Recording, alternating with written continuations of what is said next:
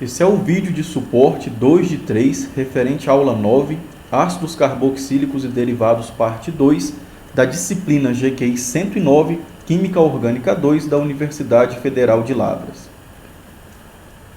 Nós vimos então na primeira parte do vídeo que álcool pode reagir com ácido carboxílico em meio forte e meio ácido, utilizando ácidos fortes para produzir ésteres.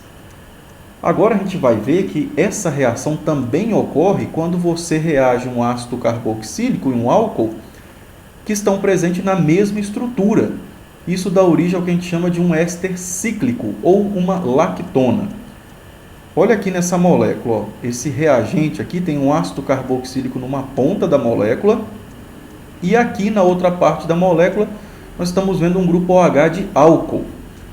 Se esse composto aqui for submetido a um tratamento com meio aquoso ácido, um ácido sulfúrico, por exemplo, um ácido forte, o que acaba acontecendo é que um sistema cíclico se fecha. Estão vendo? Um éster, só que aí a cadeia carbônica de um lado do éster e do outro ela se encontra, fechando o sistema cíclico. Isso é uma lactona. As lactonas, inclusive, elas são identificadas em função do tamanho desse sistema cíclico. Dependendo do tamanho desse sistema cíclico, a lactona é chamada de um jeito, tem um determinado nome.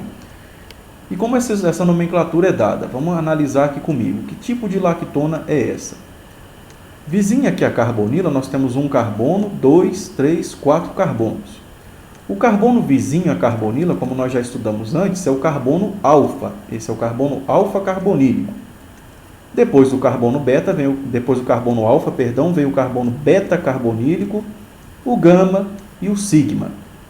Estão vendo que o grupo OH está exatamente no carbono sigma. E é esse grupo OH que de alguma forma fechou aqui um sistema cíclico. Estão vendo? Como que eu sei disso? Vizinho a carbonila, esse é o carbono alfa, que é exatamente esse daqui. Depois vem o beta, depois vem o gama e aí vem o sigma. Agora, ó, o carbono sigma está ligado a um oxigênio que se ligou à carbonila do ácido carboxílico, que estava vizinho ao carbono alfa. Quando o grupo OH, então, está no 1, 2, 3, no quarto carbono em relação à carbonila do ácido carboxílico, ou seja, no carbono sigma, isso é o que a gente chama de uma sigma-lactona. Mas nem sempre esse grupo OH vai estar no carbono sigma. Ele pode estar em outro carbono, por exemplo, se a cadeia carbônica for menor, igual nesse caso aqui de baixo. Continuo tendo um ácido carboxílico e um álcool na estrutura. Em meio ácido, nós sabemos que ácido carboxílico e o álcool reagem. Então, o que vai acontecer aqui é também uma ciclização. Nós vamos analisar. Esse agora é o carbono alfa carbonílico, esse é o carbono beta e esse é o carbono gama. Quando essa molécula cicliza, acaba formando esse sistema cíclico aqui. De novo, vizinho ao carbono da carbonila, esse é o carbono alfa, esse é o beta e esse é o gama. Agora, o oxigênio que estava conectado ao carbono gama é que se fechou com o carbono da carbonila para fechar uma lactona. Nesse caso, agora a gente tem uma gama-lactona. Outro modelo, se a cadeia carbônica for ainda menor, ó, aqui é o carbono alfa e aqui é o carbono beta. Agora a gente tem uma hidroxila no carbono beta. Em meio aquoso ácido, essa já é uma reação um pouco mais difícil, nós vamos conversar um pouco sobre isso depois, e a gente produz esse tipo de composto aqui, um sistema cíclico muito menor. Aqui, ó, vizinho a carbonila, de novo, o carbono alfa, o carbono beta, e a gente tem uma beta-lactona. Então, dependendo do tamanho do sistema cíclico, a lactona recebe uma determinada denominação. Essas são as sigmas-lactonas, anéis de 6 membros, as gama-lactonas são anéis de 5 membros e as beta-lactonas são anéis de 4 membros. Agora vamos pensar em termos de mecanismo. Por que a reação ocorre acoplando o grupo OH da mesma molécula na carboxila da mesma molécula, ao invés de reagir em moléculas separadas? Vamos começar a pensar no mecanismo então dessa reação. Como que se forma uma lactona em meio ácido? Mesma história, se você tiver esse composto aqui, ele for colocado em meio ácido, ele até existe nesse formato se o pH estiver mais próximo do neutro. Se o pH abaixar muito, o que acontece é que a carboxila vai protonar num caminho que vocês já conhecem, e isso aumenta a carga positiva que existe aqui, ó, nesse carbono. Agora que a carga positiva nesse carbono aumentou, a gente está com uma carbonila que está mais eletrofílica do que o normal. Olha na mesma molécula que eu tenho aqui, pessoal, um grupo OH com pares de elétrons livres. Essa carga negativa agora, dentro da mesma estrutura, vai começar a atrair essa carga positiva. Eu não preciso ter uma aproximação espacial de uma outra molécula que tem um grupo OH de álcool, sendo que aqui dentro da própria estrutura eu já tenho essa carga negativa que pode interagir com essa carga positiva. Aproximar moléculas sempre vai ter a questão de impedimento estérico, sempre vai ter a questão de repulsão de nuvens eletrônicas. Existe uma energia necessária para aproximar uma molécula da outra. Eu preciso vencer uma barreira. Toda reação tem uma energia de ativação e parte da energia da ativação é essa dificuldade que a molécula tem de se aproximar da outra. Aqui eu não tenho esse problema. Eu não tenho a dificuldade de aproximar esse grupo funcional desse, porque isso tudo está dentro de uma mesma estrutura, uma reação intramolecular. Reações intramoleculares são termodinamicamente muito mais favorecidas do que reações intermoleculares. Então o que acaba acontecendo é que esse grupo OH ataca o carbono da carbonila para fechar um sistema cíclico. Ó. Ao mesmo tempo que esse oxigênio usa o par de elétrons para se ligar ao carbono da carbonila, o par de elétrons da dupla se rompe e vai na direção do oxigênio, formando dois grupos OH neutro. Esse grupo OH e esse grupo OH. Esse grupo OH aqui, essa hidroxila, é essa aqui. Essa nova hidroxila é que é formada quando o oxigênio usa o par de elétrons para se acoplar ao carbono, a dupla se rompe e vai na direção do oxigênio da carbonila, virando um grupo OH neutro. Agora o caminho de reação é essencialmente o mesmo que você já viu. Se esse par de elétrons voltar a formar uma dupla, a ligação que se rompe é essa e a cadeia carbônica volta a se abrir. Mas o que pode acontecer é uma transferência de próton. E se esse grupo OH aqui, ó, da hidroxila do ácido carboxílico, capturar o hidrogênio do álcool, formando aqui agora esse excelente grupo abandonador. Essa ligação aqui agora está mais fraca, enquanto essa ligação se fortaleceu um pouco. Se o par de elétrons formar uma ligação dupla nesse momento, ó, se esse grupo OH neutro usar o par de elétrons para formar uma dupla, ele expulsa a molécula de água, que sai na forma neutra, ao mesmo tempo que uma dupla ligação se forma nessa posição, dando origem aqui a uma lactona protonada, uma lactona que está com carga positiva, porque esse hidrogênio ainda está conectado a esse oxigênio aqui, ó, que formou a carbonila. Eu preciso de uma última etapa agora, onde uma molécula de água remova, ou uma base de Lewis que esteja presente no meio reacional, remova esse hidrogênio, o par de elétrons vai na direção do oxigênio da carbonila, formando a sigma-lactona neutra e a recuperação, a restauração do meio ácido. Por isso que essa também é uma reação catalisada por meio ácido. O íon H3O+, que foi responsável por começar a reação, ele é consumido aqui inicialmente, mas ele volta a ser produzido na última etapa desse processo. Então esse é o mecanismo de esterificação que forma lactonas, ésteres cíclicos. Repara que essencialmente é a mesma coisa. O que vai mudar é que a reação ocorre internamente, não entre duas moléculas diferentes. Olha um exemplo aqui de lactona, que é formada através de um composto chamado ácido isocítrico. É esse composto aqui, ó. Está aqui a lactona, nessa parte da molécula que ela está presente, ó. É um éster, tá vendo? Uma carbonila conectada a uma cadeia carbônica e um oxigênio ligado a outro carbono. Aqui um sistema cíclico de 5 membros. Esse tipo de lactona aqui, ó, vamos descobrir qual lactona é. Será que isso é uma beta-lactona, uma gama ou uma sigma? Esse carbono aqui é o alfa. Beta, gama. O oxigênio que fechou aqui o éster está conectado no carbono gama. Então isso daqui é uma gama-lactona. Como que essa gama-lactona é formada? Esse é o ácido isocítrico. O ácido cítrico, o grupo OH está conectado aqui. No ácido isocítrico, o grupo OH está conectado nesse carbono aqui. Então essa molécula aqui, esse composto, quando ele é colocado em meio ácido, ele acaba ciclizando para formar esse novo composto, a lactona do ácido isocítrico. Então, ó, tem o grupo OH de álcool e vários ácidos carboxílicos. Vários não, 3 unidades de ácido carboxílico na estrutura. Então, poderia formar, a princípio, na teoria, 3 lactonas. Por que só se forma uma? Vamos interpretar a química que está por trás da formação de uma lactona específica, e é essa daqui. Será que não poderia formar a lactona entre esse grupo OH, esse oxigênio, e essa carboxila aqui, ó? Se isso acontecesse, pessoal, entre essa carboxila e o grupo OH formasse um sistema cíclico, o par de elétrons iria acoplar aqui, iria acabar expulsando esse grupo OH e iria formar um anel de 3 membros. Isso seria uma alfa-lactona. Um anel de 3 membros é um anel muito tensionado. Nós já estudamos lá em Química Orgânica 1, teoria das tensões de Bayer, para formar isso daí. Esse não é exatamente o sistema cíclico mais favorável a ser formado nessa situação. Agora, então, vamos pensar nessa de cá. Será que daria para formar um ciclo entre esse oxigênio e essa carboxila? Então, ó, em relação à carbonila, esse é o carbono alfa, esse é o carbono beta. Então, se atacasse aqui, formaria uma beta-lactona, um anel de 4 membros. Um anel de 4 membros também não é exatamente o campeão de estabilidade. É o melhor tipo de anel para se formar, segundo a teoria das tensões de Bayer. Agora, se esse grupo OH interagir com essa carboxila aqui, ó, em relação a essa carbonila, esse é o carbono alfa, beta, gama. Agora, esse oxigênio, se ele fechar um ciclo aqui com essa carboxila, forma uma gama-lactona. Um anel de 5 membros agora já é algo mais estável. Aliás, os anéis de 5 e de 6 membros são os mais estáveis daquela série lá da teoria das tensões de Bayer. Então, eu descobri qual é o anel, qual é o ciclo mais favorável a ser formado nessa estrutura quando ela for colocada em meio ácido. Apesar de todas as carboxilas protonarem, a única que leva realmente a uma reação química é a protonação na carboxila aqui de cima.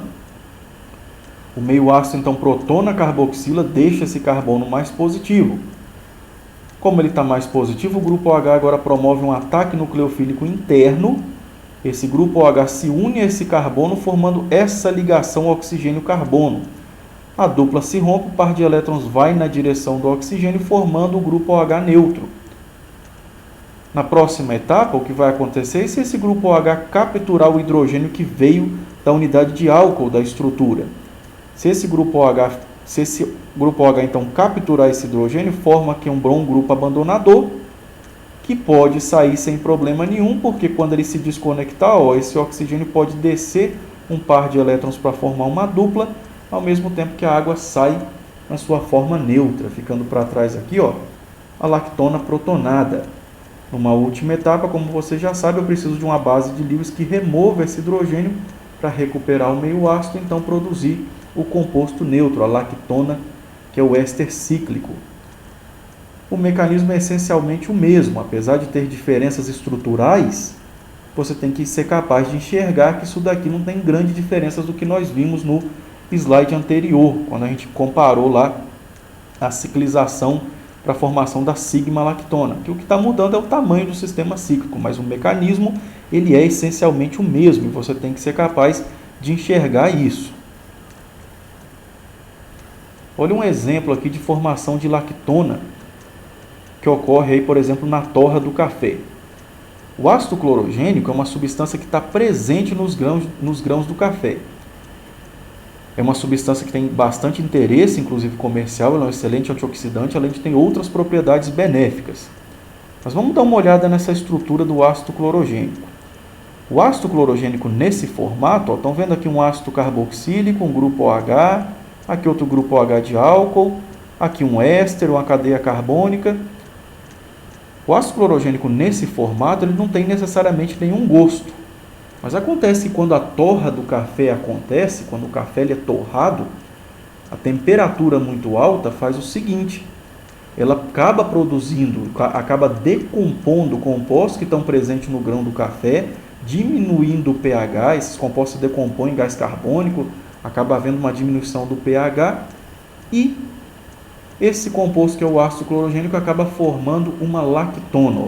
Esse grupo OH que você está vendo aqui acaba interagindo com essa carboxila para formar aqui um éster cíclico. E essa lactona que você está vendo aqui é um dos compostos responsáveis pelo gosto amargo que o café tem. Quanto mais compostos desse tipo aqui, mais amargo o café se torna. Por isso, quanto mais você torra o café, mais amargo ele vai ficando, porque vai aumentando a presença dessas lactonas que dão o sabor amargo do café. Isso também acontece quando você esquece o café na cafeteira por muito tempo. deixar o café, fazer o café no sábado, 8 da manhã, esquecer ele lá até o meio-dia, se você experimentar esse café, você vai ver que ele está extremamente amargo, ele está com gosto muito ruim. O que vai acontecendo é que moléculas vão se decompondo, o aquecimento constante vai promovendo a decomposição de moléculas que produzem gás carbônico em reações de descarboxilação.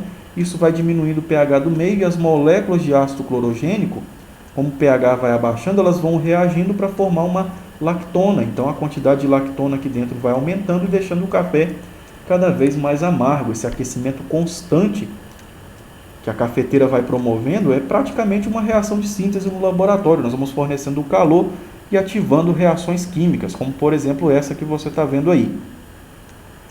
Agora, que tipo de lactona é essa responsável pelo sabor amargo do café? Isso é uma alfa-lactona, isso é uma beta-lactona, uma gama, uma sigma? Que tipo de lactona é essa? Se você reparar bem aqui, ó, a carboxila está aqui e vizinho nós temos o carbono alfa. Aí vindo para cá nesse anel o carbono beta e aqui no carbono gama é que está o grupo OH, ó, que se ligou à carboxila. Então isso daqui é um anel de 5 membros que está conectado junto com esse outro anel de 6 membros para formar uma gama-lactona. Então essa lactona em específico que é formado é caracterizada como uma gama-lactona. Outra reação que nós vamos estudar agora é uma reação conhecida como transesterificação. A transesterificação é uma reação que transforma, que converte um éster em outro. Como ela ocorre no laboratório? Vamos imaginar o seguinte, que você já fez uma reação de esterificação muito bem feita, já removeu água do sistema quando você misturou um ácido carboxílico com um álcool e purificou, por exemplo, o acetato de etilo. Está aqui o reagente purificado e nesse frasco. Se você misturar acetato de etilo agora no balão volumétrico com isopropanol, por exemplo, esse álcool aqui, ó, e submeter essa mistura de novo a ácido sulfúrico e aquecer essa mistura, com o tempo começa a aparecer acetato de isopropila e etanol. Olha isso daqui, como que essas moléculas apareceram? Estão vendo que inicialmente eu tinha esse éster e agora aparece esse segundo éster. Inicialmente eu tinha esse álcool e agora aparece esse segundo álcool. O éster 1 foi convertido num éster 2, o álcool 1 foi convertido no álcool 2. Apareceu aqui um segundo álcool. Vamos dar uma olhada, pessoal. Ó. Essa cadeia carbônica do álcool 1, está vendo que ela termina acoplado ao éster que aparece no final, acetato de isopropila? E aqui esse grupamento, aparentemente, é o que deu origem à molécula de etanol que você está vendo aqui. É por isso o nome, então, reação de transesterificação. Eu transformo um éster em outro. Então, se um éster for colocado em contato com um álcool, esse éster pode sofrer uma reação que também ocorre em equilíbrio, nós vamos discutir por quê, que transforma esse éster num derivado que vai ter a cadeia carbônica do álcool que você colocou em contato. Esse aqui é um exemplo que mostra muito claramente o que ocorre quando você mistura um álcool com um éster que está sintetizado e purificado no laboratório. E qual que é o mecanismo que explica isso? Como que essa transesterificação ocorre? Como que um éster é convertido no outro? Quando um éster, então, é colocado em meio ácido, a mesma história, pessoal, vai protonar pelo oxigênio da carbonila, deixando aqui um carbono agora muito positivo e muito eletrofílico. Quando você vem e coloca um álcool, por exemplo, isopropanol, em contato com esse éster, carga negativa, carga positiva, mesma história. Uma molécula vai acabar se acoplando na outra. Na hora que o oxigênio usa o par de elétrons para se ligar, como ele ainda está acoplado ao grupo isopropil ao hidrogênio, ele adquire uma carga positiva, o par de elétrons da dupla se rompe e vai para o oxigênio e deixa esse grupo OH neutro. Se esse par de elétrons voltar, ele desacopla essa ligação, volta a formar o isopropanol, daí essa reação sem equilíbrio. Mas, de novo, mesma história. E se esse oxigênio que está aqui, ó, conectado ao grupo etil, ele capturar esse hidrogênio que veio do álcool, numa transferência de próton? Olha o que acontece. Agora esse oxigênio com o grupo etil é que está positivo, essa ligação agora que é mais fraca. Se o par de elétrons descer agora para formar uma dupla, ele expulsa esse grupamento na forma de etanol neutra, mas permanece ligado a esse oxigênio que está ligado ao grupo isopropil, formando o acetato de isopropila. Numa última etapa, uma molécula de água, uma qualquer base de Lewis, remove esse hidrogênio daqui, o par de elétrons volta para o oxigênio e eu produzo a molécula de acetato de isopropila neutra. Estão vendo que o mecanismo essencialmente é o mesmo? De novo, eu tenho um equilíbrio, que também pode ser manipulado. A transesterificação é uma reação que segue o mesmo padrão, que segue o mesmo mecanismo que vocês já aprenderam antes. Só que agora é uma reação de um éster com um álcool. E as cadeias carbônicas aqui podem variar, que a reação vai ocorrer essencialmente do mesmo jeito. Olha exemplos de transesterificação. Aqui de novo eu tenho um éster e álcool vinílico foi colocado em contato com ácido sulfúrico e essas três substâncias são submetidas a aquecimento e refluxo. Mesma história, pessoal. Esse par de elétrons aqui pode se acoplar aqui, a carbonila se rompe, o par de elétrons da carbonila se rompe da ligação π. Quando ela voltar, ela pode expulsar esse oxigênio ligado ao hidrogênio que o álcool trouxe, ou um outro hidrogênio que seja fornecido pelo meio ácido. O fato é que esse grupamento aqui pode terminar acoplado ao carbono da carbonila, ao mesmo tempo que esse grupo sai na forma de uma molécula de ciclohexanol. Outro exemplo, lactonas também são ésteres. Lactonas também podem reagir com álcool ou com fenol para produzir produtos de uma transesterificação. Nesse caso, aparece um produto único. Mas aí você pode pensar, estranho, por que até agora você mostrou que a transesterificação gerava 2 produtos e agora está gerando 1? Na verdade, essencialmente produziu 2 sim. Vamos olhar com cuidado aqui. Quando esse oxigênio se acoplou aqui no carbono desse éster, para formar esse novo éster, esse oxigênio tem que sair na forma de um álcool. E ele realmente saiu na forma de um álcool, olha aqui.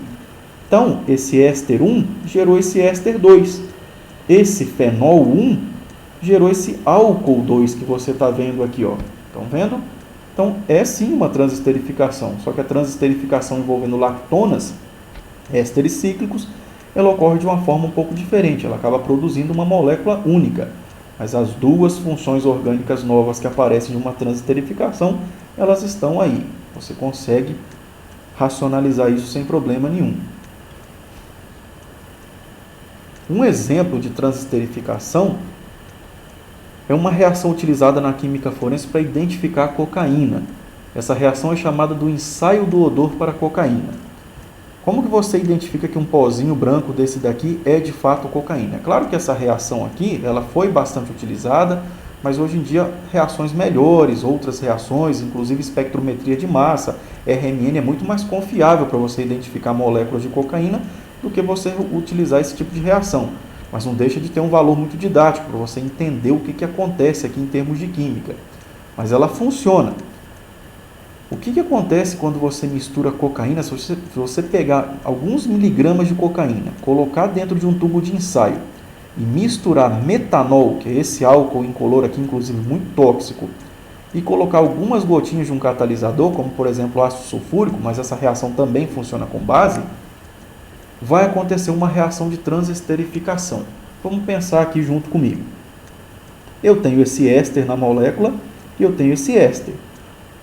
Se esse oxigênio atacar aqui esse carbono da carbonila, a par de elétrons subir, quando ele descer, expulsar esse grupo, e esse grupo sair conectado a um hidrogênio, forma outra molécula de etanol. Então a transesterificação aqui, ó, nesse ponto, não leva à formação de nada novo. É nesse éster não, mas e nesse daqui?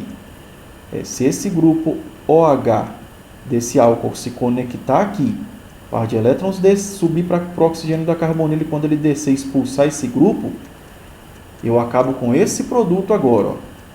Esse grupamento acaba acoplado ao carbono da carbonila, formando o éster 2. Então, o éster 1 deu origem ao éster 2, o álcool 1 acabou dando origem ao álcool 2. Esse grupamento aqui se desconecta, levando um hidrogênio que veio, por exemplo, aqui do oxigênio do álcool ou do meio ácido. E aí esses dois produtos são formados. O detalhe nessa reação específica é o seguinte: enquanto isso daqui não tem nenhuma forma de identificar ele visualmente, ou de identificar por alguma propriedade organoléptica, esse aqui tem. O benzoato de metila é um éster que tem uma característica muito interessante. Ele tem um cheiro muito forte e muito característico. Toda pessoa que já cheirou, que já respirou uma vez moléculas de benzoato de metila, ele não vai esquecer qual é o cheiro do benzoato de metila, porque ele é muito característico. Então, quando você pega alguns miligramas de cocaína, mistura com metanol e ácido, o tubo de ensaio começa a exalar um cheiro muito característico de benzoato de metila. Se for outra substância que não tenha um éster na estrutura, o metanol não vai reagir e nenhuma substância com aroma característico de benzoato de metila vai aparecer. Então, esse é um teste útil na identificação de cocaína, por exemplo, utilizado aí pela polícia científica. Agora, então, você vai continuar lendo a aula 9 da apostila e vai fazer os exercícios 4, 5 e 6. E o material complementar é o Solomons volume 2, disponível no site da biblioteca.